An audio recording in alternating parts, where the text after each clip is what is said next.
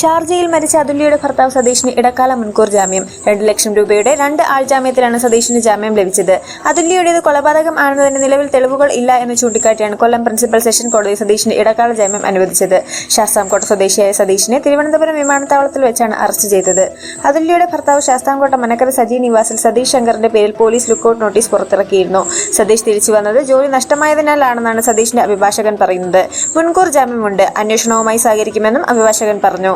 July 19 പിറന്നാൾ ദിവസം പുലർച്ചെയാണ് അതുല്യയെ ഭർത്താവിനൊപ്പം താമസിച്ചു വന്ന ഷാർജയിലെ ഫ്ളാറ്റിൽ തൂങ്ങി മരിച്ച നിലയിൽ കണ്ടെത്തിയത്. 2014 ആയിരുന്നു അതുല്യയുടെയും ശാസ്താംകോട്ട മനക്കര സജി നിവാസിൽ സതീഷ് ശങ്കറുമായുള്ള വിവാഹം. മദ്യത്തിനു അടിമയായ ഭർത്താവ് ശാരീരികമായും മാനസികമായും ഉപദ്രവിച്ചിരുന്നതായി ബന്ധുക്കൾ പറയുന്നു. ഇതിനിടെ കോടതിയിൽ വരെ കേസ് വന്നിരുന്നു.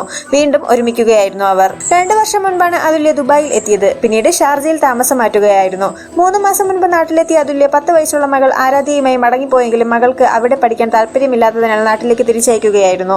ബന്ധുക്കളുടെ പരാതിയെ തുടർന്ന് ചവറ തെക്കുംഭാഗം പോലീസ് കൊലപാതക കുറ്റം ഉൾപ്പെടെയുള്ള വകുപ്പുകൾ പ്രകാരം ഭർത്താവിനെതിരെ കേസെടുത്തു. ഭർത്താവ് സതീഷിന് മരണത്തിൽ പങ്കുണ്ടെന്ന് കാട്ടി സഹോദരി പരാതി നൽകിയതിനു പിന്നാലെ ഇയാളെ ഷാർജ പോലീസ് കസ്റ്റഡിയിലെടുത്ത് ചോദ്യം ചെയ്തിരുന്നു. മരണം ആത്മഹത്യയാണെന്ന് ഷാർജ പോലീസ് സ്ഥിരീകരിച്ചു.